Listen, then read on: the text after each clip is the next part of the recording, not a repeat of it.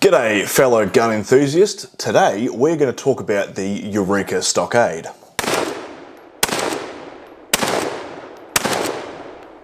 In short, a bunch of miners rose up against the Victorian government in 1854. They unfurled their own flag on essentially British territory, swore allegiance to it. They created a stockade out of mining equipment and such. And then the Victorian government had the army go and attack it. It was over in 15 minutes. There were 22 miners killed, 5 soldiers killed, and the flag has since been the symbol of the Labour movement ever since. Now it's Labour as in like digging a hole, Labour, not, the Labour government movement. However, it is a symbol of rebellion. So the name, it's a catchy name, the Eureka Stockade. I don't really think it fits with a lever-release AR rifle. Anyway, moving on. So I've been asked to provide my thoughts on the Eureka Stockade. Obviously, it's all over the bloody internet this weekend because they've just released their video. Now, it was a video they released to dealers to kind of explain what the rifle is, to get support, I guess, before they go into trying to get the rifle off the ground. It is in the prototyping stage. They have a prototype rifle. They will eventually, obviously do things with the prototype rifle and then they will go into production. They reckon, or so I've read, that they want to go into production in March. I think that's a bit bloody quick considering it's December. We don't want to have happen to their rifle what happened this time last year, do we? Because that was a bit of a shit fight. No doubt you've read some shit on Facebook. There was a Sporting Shooter article, which I have up on the computer right now. So essentially, I'm just going to breeze through that article. I'm going to give you my 2 cents as we go through. Now, it says in the article, it's initially in 223. That is true. From what I know, they are looking at 308, potentially 6.5 Creedmoor and 9mm. So there's a few things out there. I think they've just gone with the 223 to get it out first, but I do believe that 308, 6.5 Creedmoor and 9mm are coming soon after. They're aiming for a price point of between 2,000 and 2,500. Now, to get that price point, you as the customers have to understand they're going to have to take shortcuts in the way things are done. So it may not look the best because to get really good CNC machining to have like nice curves and stuff on things is probably going to cost a hell of a lot more than making it really blocky. So just go into this understanding that they're trying to hit a specific price point. To meet that, it's probably not going to look the best. We'll circle back to aesthetics a little bit later on. Essentially, what is it? It's based on the AR-180, which is itself the semi-automatic version of the AR-18. You may remember the AR-18 from such things as the IRA and Terminator.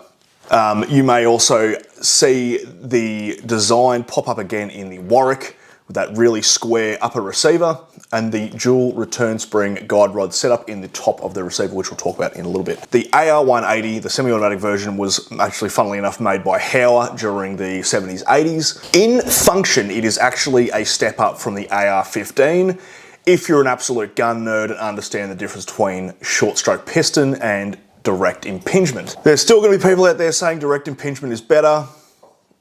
You're either in one of the two camps. Direct impingement, short stroke gas piston. Now with the gas system, from what I've seen, it's got 3 gas settings.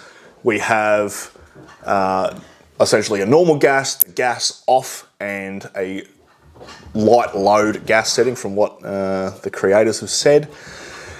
What the bloody hell do they mean by light load? I'm guessing they mean potentially subsonic ammunition, because you don't really get that much of light loads in 223. Which gets me to that point. They're releasing it in 223, not 5.56 NATO or 223 Wild.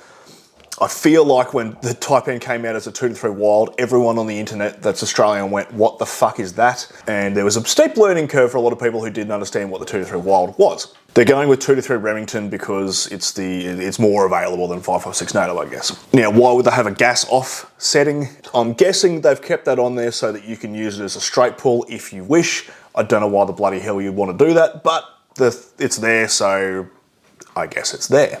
It's obviously lever release. Now, I said it's ambidextrous, so in the pictures you see, you have the lever on the right-hand side, so I'm assuming you're either going to bang, finger up, push, or run your thumb on the side, so bang, bang, bang, bang, like that. I'm guessing. I said it's ambidextrous, so you can put it on the left-hand side. I'm gonna wonder if you can reach your thumb around, so you can go like that with the lever on the left-hand side of the gun with a right-handed person. That would be interesting to test.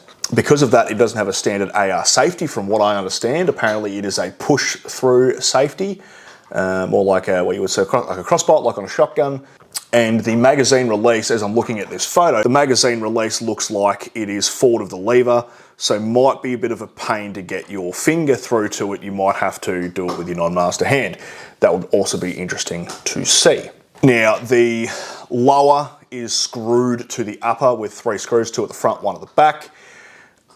It looks very similar in the way that the lower receiver on a Taipan attaches to the upper receiver. I personally don't think that's a good idea, because looking at where that rear one is, it looks like you may potentially have to take the pistol grip off like you do with the Taipan, and that is a pain in the ass. And I'm fully aware that if something is even slightly difficult / annoying to take apart, someone won't take it apart, then they're not going to fucking clean it.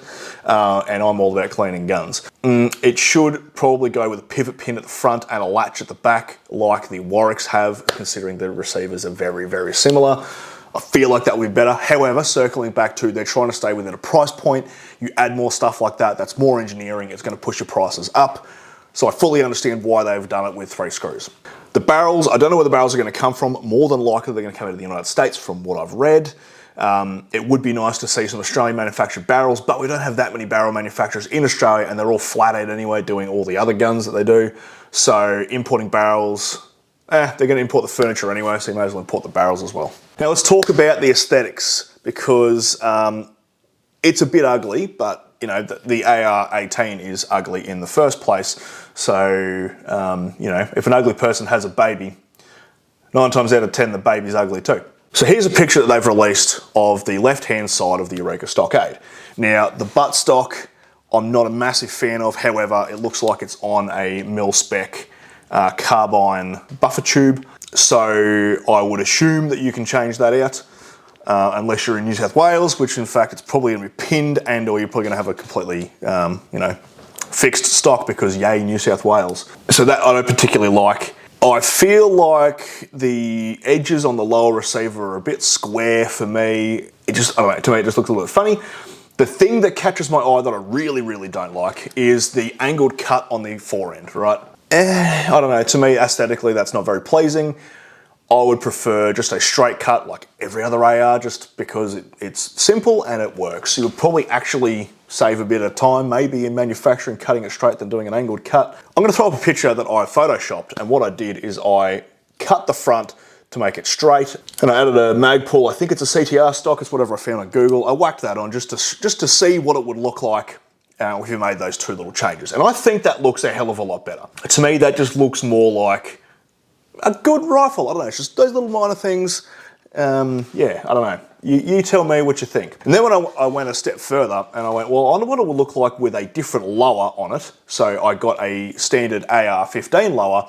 So it would look more like what a Warwick WFA-1 would look. They have that more traditional AR-15 or AR-10 lower, as opposed to the style that matches AR-18 180. So the same CTR stock, that lower, and I whacked a red dot on there, and this is what it looks like. And I think that it looks a hell of a lot better. Like that one that I photoshopped, I would go out and buy that in a heartbeat. Now, as I said at the start, it's in its prototype stage. I really, really hope that this company takes on any and all feedback that comes from the shooting community, because that's really going to drive the success of this rifle. If they test it correctly, and they do their due diligence, I feel like they are going to have a very reliable rifle. Now, if they can make a reliable rifle, no matter what it looks like, if it's reliable and it's lever release, I feel like it's going to take the community by storm. Pump actions are probably going to be dead in the water, and every other company is going to have to go to some sort of lever release to maintain themselves in the market. That's just my prediction. If, however, they do not test this rifle correctly and it has reliability issues, it is going to plummet, and some other company can jump in there with a higher price rifle, but because it's reliable, people are going to pay that extra money, get the more reliable one, and then this one will die in the ass. There needs to be some things happen. It needs to be prototype tested correctly. It potentially needs some changes to its looks that will probably help sales. I'm interested to see what they do with the 9mm version, particularly because I do have friends who shoot IPSC, and I know that they'd be keen on getting a 9mm version so they can run, obviously, 9mm pistols and 9mm lever release rifles for their competitions. Obviously, 308 would be excellent for all you hunters out there who want to absolutely smash pigs. 308 has its issues, and we've seen that with Wedgetail. They had issues with 308, which is why they hammered on doing it first, because 308 is the hardest one to do. A lot of these other companies do the easier one, which is the 223. The 308 can have dramas. I think even Warwick had issues with their 308s at one point. So that is the reason why these companies do come up with the 223 first. So anyway, that's my 2.5 cents on the Eureka Stockade. I genuinely hope that this rifle is awesome. I really, really hope that the company puts their time and effort into testing it. I would love to test it, so if you want to send me the prototype, feel free. And I feel like everyone else in the community, yes, there's going to be some bloody whinges. Oh, it's not what I fucking want, and bloody blah, blah, blah, blah, blah. He was going to get those Muppets, but, you know, it is what it is. I think we all need to come together as a community and just get behind some of these companies, because the amount of change that has happened in the Australian firearms industry in the last few years has been really, really good. I do think Australian manufacturers need to look into an Australian-made shotgun and probably Australian-made pistols. I feel like we should cover all the bases, make things Australian-made, but not just Australian-made, Australian-made and good. There has to be a caveat on that. I don't care how fucking flag-waving Australian bloody oi a product is. If it's made in Australia, it needs to be made good, because if it's not, I'd rather go and buy something Chinese or Turkish that's cheaper, that actually works. I'm not going to buy something just because it's made in Australia and it's shit. That's just not the way I roll. I feel like we should have more pride in the fact that we are Australians, that we have quality products, not just we have products with a badge on it that says Australian made. Anyway, that's enough yabbering from me. I'll see you next video, and hooroo.